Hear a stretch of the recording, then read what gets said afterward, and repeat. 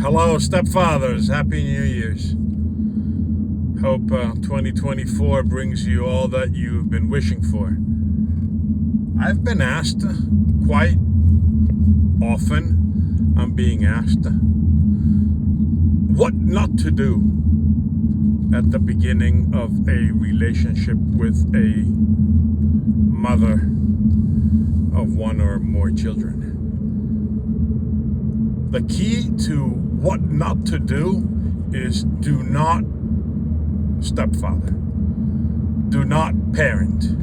In the beginning of the relationship, you are no one. And the relationship means there's two of you. It's you and it's them. The kids, the kid, stepdaughter, stepson, twins, whatever. You aren't no one to them. Especially in the beginning, you are at best mom's boyfriend. And if she's been single for a while, divorced, or she's a single mother, you might not even be the first one that they've seen. So what makes you different from everybody else? Nothing. Nothing makes you different because you don't have a relationship with them. They don't know you who you are. You don't know who they are. So there really is not much to do as far as parenting is concerned. Actually, there's nothing to do as far as parenting is concerned. Because if you want to make enemies, pursue that road and you'll make enemies. They will not like you. So what do? You build a relationship. You build rapport. You become a safe person. You become a confidant. You become an accomplice. You supervise when the bio parent is not there. Meaning if you see something that you don't deem appropriate, you say nothing to the kids. You refer to your significant other and you tell them, darling, love of my life, there is this, and this that I saw. I don't know whether you deem it appropriate or not. I just thought that you need to know. And let them sort it out. In the beginning, it is not your role. It's not your job. It's not your position. You have no right to parent kids that are not yours and that they have no respect for. They don't respect you. They don't know you. You haven't earned that respect. So there really is nothing that you have to do other than build a relationship. It's like when you make new friends, your similar age friends, adult friends.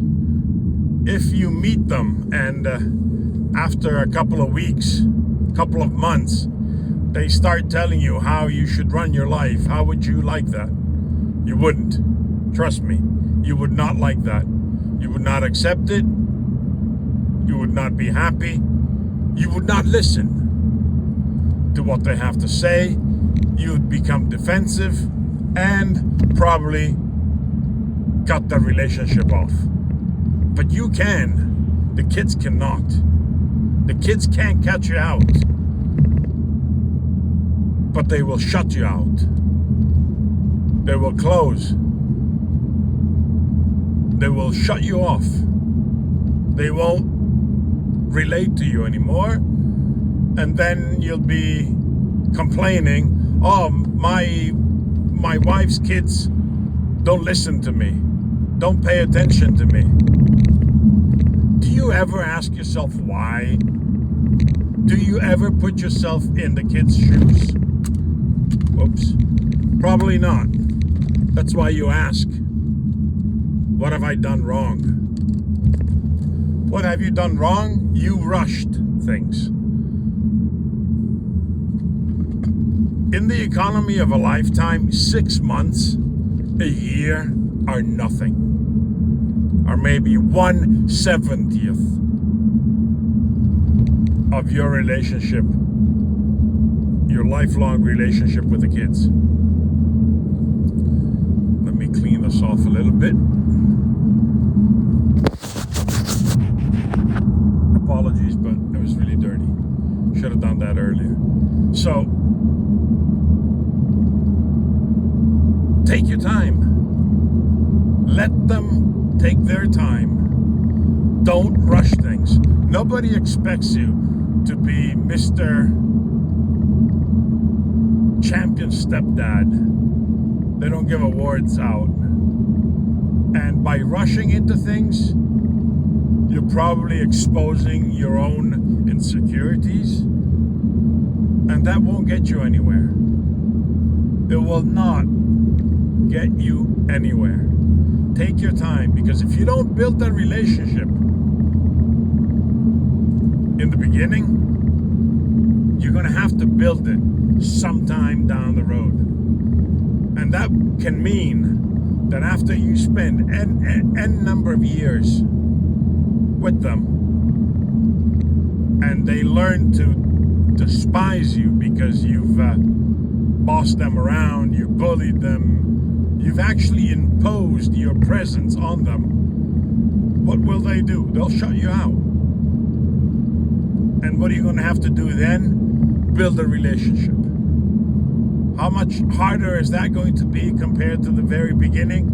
Tremendously harder, because you have n number of years of experience, of bad experiences to erase.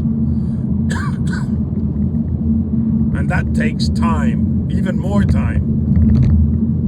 So do yourself a favor. Don't rush into stepfathering. Build a relationship first. Become an acquaintance. Become a friend. Become a confidant. And then, with their approval, and you'll know when they're ready to accept your influence, when they're ready to accept your example, when they're ready to accept your suggestions. Because remember, we don't discipline, we educate and we teach. You'll know, they'll tell you very openly, not in words but in actions, when they're ready to welcome you into the stepfathering role. So all in all, best suggestion is take your time. 6 months, a year won't mean much if you build a proper relationship. You will reap the benefits for the rest of your joint lives, of your blended family's life.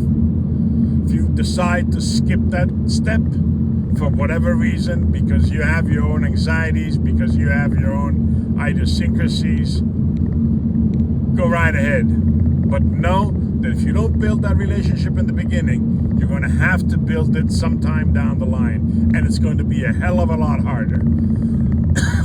Don't let your significant other pressure you into stepfathering from day one, because after all, what we are unfamiliar with, we are afraid of, and we push away from. So the kids are unfamiliar with you.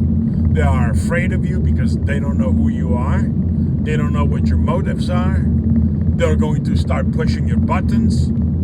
You're going to start getting mad. You're going to start to wonder why 6 months down the line, oh, why is my stepkid? By the way, after 6 months, they're not your stepkid. You're not their stepfather. You're just mom's boyfriend, if you're lucky. That's all they're going to consider you. So stick to being mom's boyfriend in the beginning. Back to basics. Build a relationship and worry not about what other people tell you. Don't worry about how other people might pressure you into stepfathering or not into stepfathering. Could be your parents, your origin family, trying to hold you back because they don't think you're the easiest route. It could be your significant other that is needing support